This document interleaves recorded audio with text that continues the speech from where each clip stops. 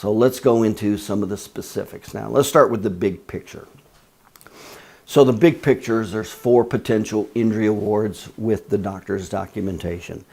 So we're looking at the medicals, we're looking at the impairment rating, we're looking at the pain and suffering, and we're looking at the prognosis and need for future care. So those are the big categories we're looking at. Now, ultimately, so that's a major consideration. Now, what's the documentation? What are the categories? What's the minimum categories of documentation to support those injury awards? Well, number 1, you have to have a mechanism of injury. Number 2, is it important to have subjective findings at maximum medical improvement? Yes. Is it important to have hybrid findings at maximum medical improvement? Yes. Hybrid is a combination of the patient's actions or reactions and the doctor's interpretation. Is it important to have objective findings at maximum medical improvement? Yes. Is it important that the patient reached maximum medical improvement? Yes. Why?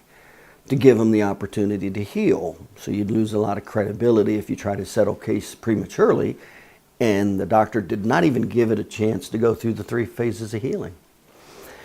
So MMI becomes very important.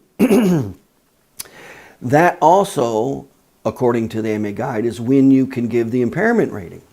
So is an impairment rating very important for an injury award? Yes, it is. And then the prognosis and need for future care, is that important? Yes, it is.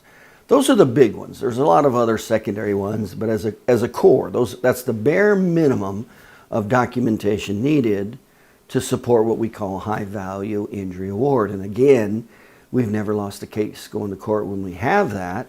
And of course, I always suggest to my attorneys that if we do not have those characteristics, we don't have one of those major findings, then I suggest to try to settle that thing out of court as best you can. So having said that, that takes it through the major categories. And now what's important to know is the 2 most important categories with all this documentation and as it adds up is, was there a permanent injury? In other words, is that important to a case, the injury award of a case? Yes. And how did it cause pain and restrictions that are permanent with that victim's activities of daily living? That's the absolute pinnacle of the injury award to support whether it's medicals, the impairment, pain and suffering, or the prognosis and need for future care.